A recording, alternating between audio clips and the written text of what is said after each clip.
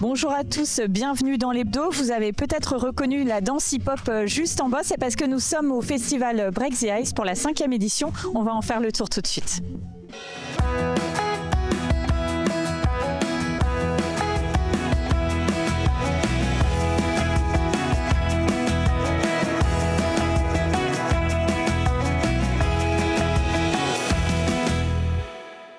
Je suis avec Emma Bignon, vous êtes directrice par intérim de la Souris Verte à Épinal. Bonjour. Bonjour. Alors ce festival Break the Ice, donc c'est la 5e édition déjà. Je rappelle que c'est un festival dédié aux cultures urbaines. Alors rappelez-nous un petit peu ce que c'est que les cultures urbaines. Les cultures urbaines, en fait, c'est des disciplines qui sont nées dans la rue. Ouais. À la base, et qui ensuite ont été pas professionnalisées mais reprises dans toutes plusieurs disciplines. Donc il y a le graphe, le battle de danse hip-hop, il y a aussi tout ce qui est sérigraphie sur t-shirt. Voilà, ça va dans l'art, dans la musique, dans la danse, ça va dans l'expression, illustration, enfin c'est dans tous les niveaux. C'est vraiment très diversifié. C'est très diversifié, voilà. Et là, pendant tout le festival, c'est des choses que vous mettez en avant, notamment à travers des ateliers. Là, on a par exemple un atelier de danse. Il y a de nombreuses choses qui sont proposées. Oui, tout à fait. On essaye de mettre à l'honneur un petit peu toutes les disciplines. Alors, on accueille énormément d'associations locales pour faire tout ça, parce qu'on a la chance à Épinal d'avoir un gros vivier d'assauts locales qui travaillent dans les cultures urbaines. Donc, on a la compagnie temporaire pour la danse hip-hop, on a le 46 pour tout ce qui est graphe, sérigraphie. Après, on a des super bons intervenants de beatbox, de scratch, qui sont aussi du Grand Est. Ouais. Donc, on essaye d'avoir de mettre en valeur aussi les assos locales. Oui, voilà. Bien sûr. Et avec des nouveautés cette année, il me semble. Hein. Oui, quelques nouveautés. On fait là, aujourd'hui et demain, c'est des battles de compliments. Alors, battle de compliments, il faut dire du bien de la personne en face de nous et c'est différent, quoi. C'est une autre approche. C'est mieux qu'une battle de gros mots. Voilà. Il y a ça, il y a aussi un blind test sur le hip-hop, le rap qui aura lieu cet après-midi. Qu'est-ce qu'on a? Il y a une journée spéciale pour les enfants demain, ça aussi, voilà. Il me semble que c'est un peu une nouveauté. Oui, c'est une grosse nouveauté, ouais. C'est qu'on a voulu dédier tout le dimanche pour les familles et les enfants. D'accord. Donc là, et puis c'est libre, sans inscription, enfin tout le monde peut venir et participer à plusieurs ateliers partout dans la Souris Verte. Dont des battles de danse, il me semble. Voilà, il y a un battle de danse kids, temporaire kids. Donc là, soit on est danseur, on s'inscrit, donc c'est jusqu'à 15 ans. Ouais. Et sinon, on peut venir évidemment voir, juste regarder, c'est toujours un super beau spectacle. Donc je précise qu'une grande partie de la programmation est accessible gratuitement. Il y a aussi également eu des concerts de rap. Alors là, pour le coup, c'était payant, mais voilà, c'était aussi des temps forts pendant le festival. Il y en a peut-être d'ailleurs encore aujourd'hui. Alors, les concerts sont finis cette année. C'était différent parce qu'on a fait un concert jeudi soir avec Youssef Swats, qui est le lauréat de la série Nouvelle École sur Netflix de 2024. Donc, il est venu faire son concert jeudi soir. Et hier soir, on avait Zeger, donc de Déter Studio, qui est en local, en fait, qui habite Épinal, même s'il est connu plus nationalement. D'accord. Donc en tous les cas, c'est un festival qui rayonne de plus en plus. Combien de personnes vous accueillez chaque année? On se rend pas compte, comme c'est gratuit, c'est difficile de quantifier. Mais on estime, avec les allées et venues sur un samedi, par exemple comme aujourd'hui, là, il va y avoir vraiment beaucoup de monde. On estime ça à environ 1000-1200 personnes. Et puis il y a un travail qui est fait avec les scolaires également. Hein, oui, on a fait en amont, on a fait intervenir des artistes qui sont venus faire plein d'ateliers pour apprendre un petit peu le beatbox, les machines, le MPC. C'est des choses qui doivent les intéresser en plus. Voilà, c'est ça, c'est très ludique et puis c'est très actuel. Et il y avait aussi des spectacles scolaires aussi, en fait, des spectacles vraiment musique, danse, voilà. Donc, très bien, très merci chouette. Emma Bignon d'avoir répondu à nos questions. Dans un instant, on parlera de danse hip-hop et je vous propose tout de suite de découvrir ou redécouvrir ce que c'est que le breaking. C'était tourné en 2023 par nos équipes. On regarde et on se retrouve juste après.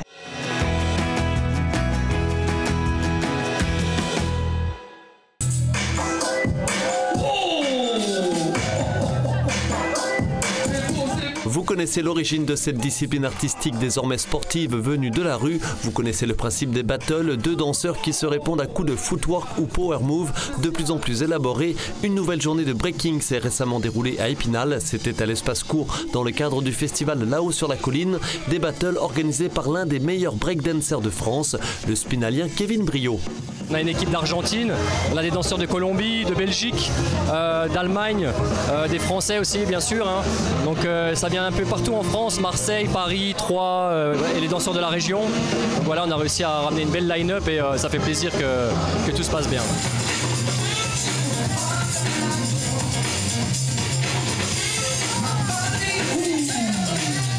On peut danser contre une fille, une personne à mobilité réduite, contre n'importe qui, il n'y a pas de barrière. Et ça, c'est le charme qui ne se perdra jamais.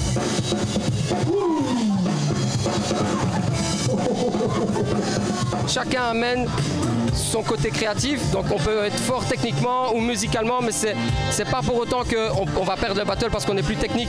L'autre, il peut écouter mieux la musique et gagner aussi.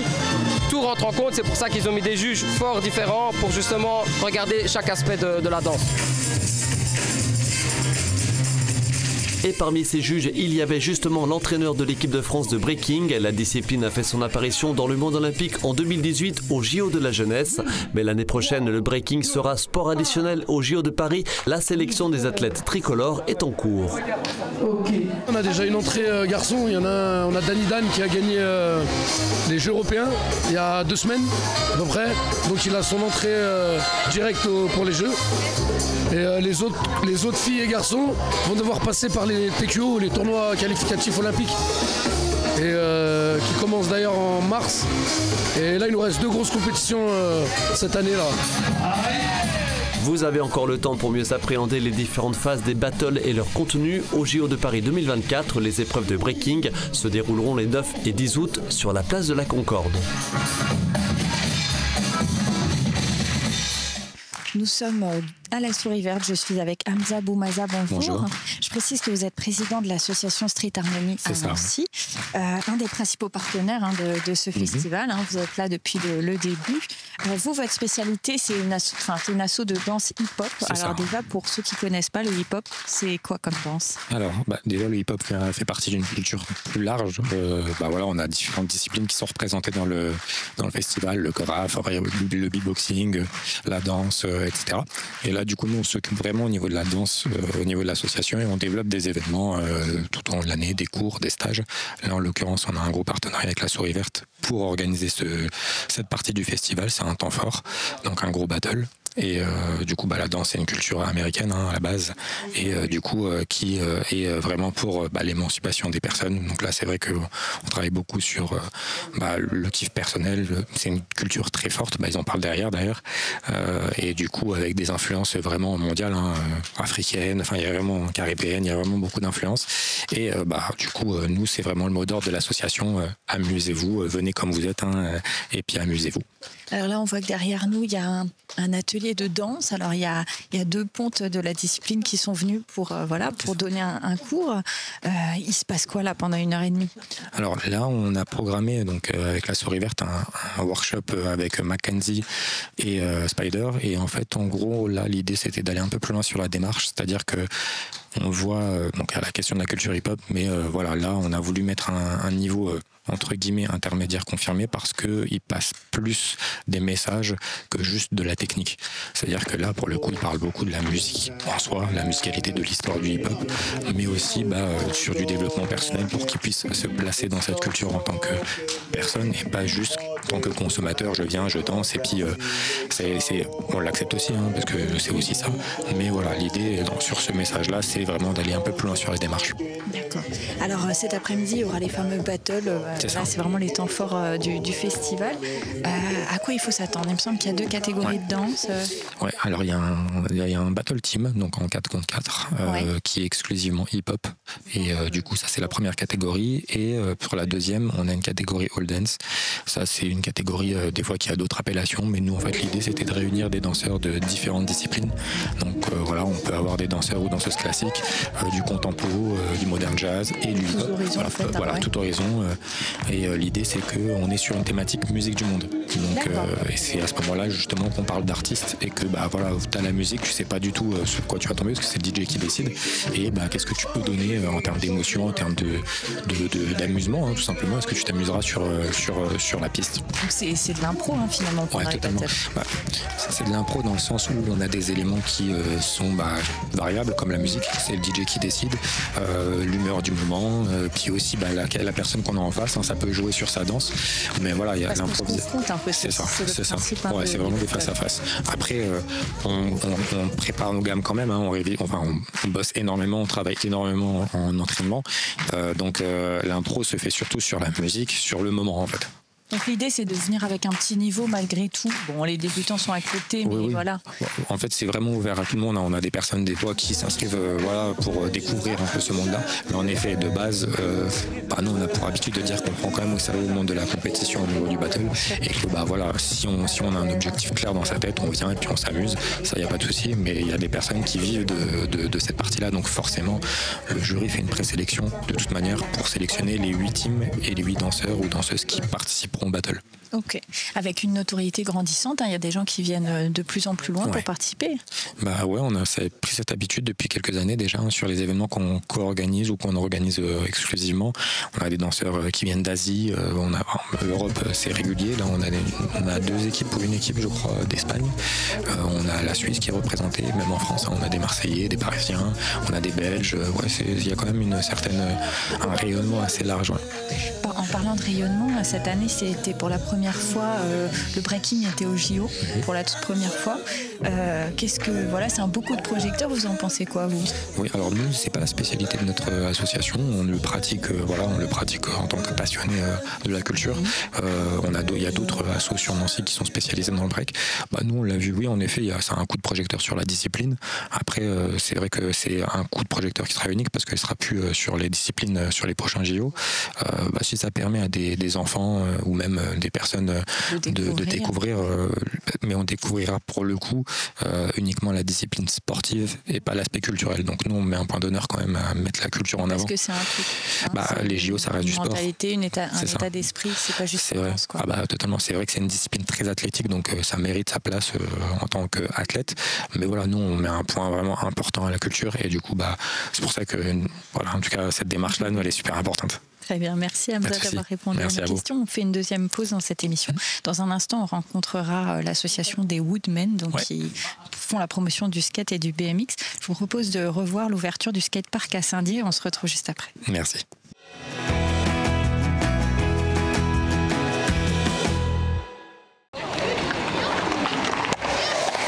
Certains n'ont pas résisté, n'ont pas pu attendre la fin des discours lors de l'inauguration samedi dernier du skatepark à Saint-Dié-des-Vosges, car pour ces jeunes, c'était Noël avant l'heure. Les éléments, c'est super. Moi qui suis plutôt ledge et tout ça, j'en vois pas mal partout et ça donne vraiment envie. C'est un beau skatepark, ils ont bien fait de le faire et c'est bien pour les riders. Avant, il y avait des riders à la cathédrale et on n'avait pas forcément le droit et il est beau. Jusqu'à présent, vous alliez où faire du skate ? Épinal, Nancy, Luxembourg. Des modules pour tous, débutants comme confirmés, 1300 mètres carrés de superficie pour un équipement de ce type rare dans le Grand Est. Homologué pour accueillir des événements nationaux voire internationaux, ce skatepark a surtout été conçu en concertation avec les jeunes. On a fait appel évidemment à un professionnel, mais pour autant, quand le représentant de Constructo était là pour travailler, les jeunes étaient là également pour dire exactement ce qu'ils voulaient. Preuve en est, c'est que le ball, on l'a un petit peu transformé, eu égard aux desiderata de ces jeunes. Le choix du parc Mansuy pour installer ce skatepark face au tout nouveau parc Simone Veil dédié lui aux familles ne s'est pas fait au hasard. Le skatepark s'inscrit dans le cadre du projet Cœur de Ville. Oui, c'est un objectif de redynamisation du centre-ville. Il ne faut pas se cacher aussi que c'est possible parce qu'on a une ville reconstruction, donc avec des espaces urbains très larges et donc des nuisances sonores qui sont limitées pour les habitants, des bâtiments qui sont assez loin de ce skatepark malgré tout. Et puis l'objectif, c'est aussi un symbole de mettre la jeunesse en cœur de ville. 500 000 €, c'est le coût de cet équipement, financé pour moitié par le département et l'État. À noter que si la ville de Saint-Dié a fait ici le choix de la jeunesse, il n'y a pas d'âge pour qui veut vivre de nouvelles sensations.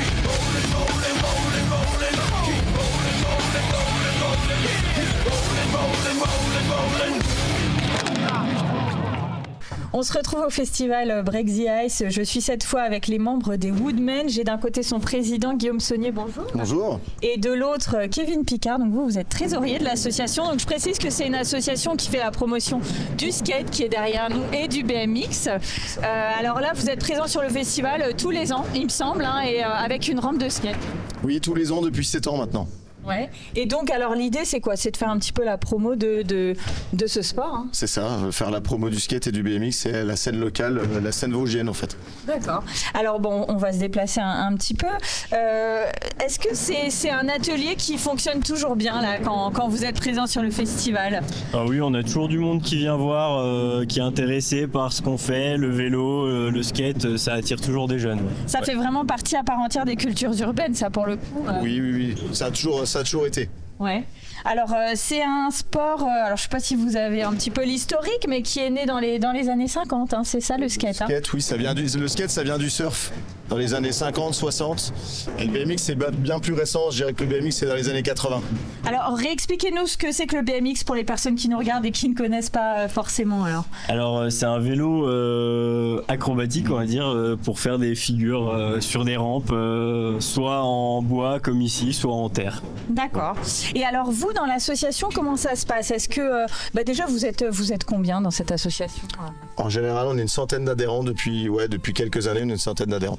Et alors, est-ce que vous donnez des cours, des choses comme ça? Alors, on fait pas de cours, mais on peut orienter les jeunes. On peut les orienter sur les achats de matériel ou sur leur premier pas sur les skateparks. En l'occurrence, par contre, vous organisez des événements qui s'appellent le Woodmen Contest. Alors, entre autres, il y a peut-être plusieurs événements, et ça fait plusieurs années que ça dure. Hein. Oui, c'est 2 événements sur l'année à Taon et à Épinal, et c'est des petites compétitions de skate et de BMX. Est-ce qu'il y en aura une cette année? Oui, il y en aura une à Épinal et à Taon. D'accord. Et alors, c'est comme des petites compétitions. L'idée, c'est quoi? C'est que les gens viennent, se confrontent les uns derrière les autres. Il y a un jury. Comment ça marche? Donc, il y a un jury. C'est une compétition amicale. Hein. On n'est vraiment pas là pour... c'est pas le FIS. Hein. Mais oui, les gens s'affrontent. On fait un petit classement. Il y a des lots à gagner. On met toujours de la musique. Il y a une scène locale assez importante. Et ça rayonne sur tout le Grand Est de la France en général. Et comment vous l'avez vu se développer ce sport-là depuis que l'association existe? On se retrouve tous les ans à quasiment autant de personnes tout le temps. Donc nous, on est super contents. Ça rassemble tout le monde sur une journée. Voilà. On peut dire que c'est indémodable le skate alors? Ouais, on peut dire ça, ouais. Et depuis les JO, ça a pris un peu plus d'ampleur depuis les JO. Ça fait combien de temps que c'est aux JO justement le skate? Je crois que c'est la première ou la deuxième fois. La deuxième fois que c'est aux JO, il me semble. Et il y avait le BMX aussi, et ça c'est pareil, c'est récent. C'était aux JO aussi, il me semble. C'est tout récent le BMX, voilà, c'est tout récent. Encore plus récent. Ouais. Et ça c'est pareil, ça se développe le BMX ces dernières années. Oui, on sent que effectivement, comme c'est aux JO, c'est médiatisé, donc il y a de plus en plus de monde qui connaissent le sport et qui savent ce que c'est, qui s'y intéressent et qui viennent voir les démonstrations qu'on peut faire aussi avec l'association. En tous les cas, ce week-end, on peut vous voir en démo et puis tout le monde peut essayer. Comment ça marche? Alors tout le monde ne peut pas essayer parce que au niveau des assurances, c'est un peu dangereux. Voilà, c'est ça. Mais oui, on est là tout le week-end. Demain aussi. Super. Merci à tous les deux d'avoir répondu à nos questions. On regarde les infos de la semaine.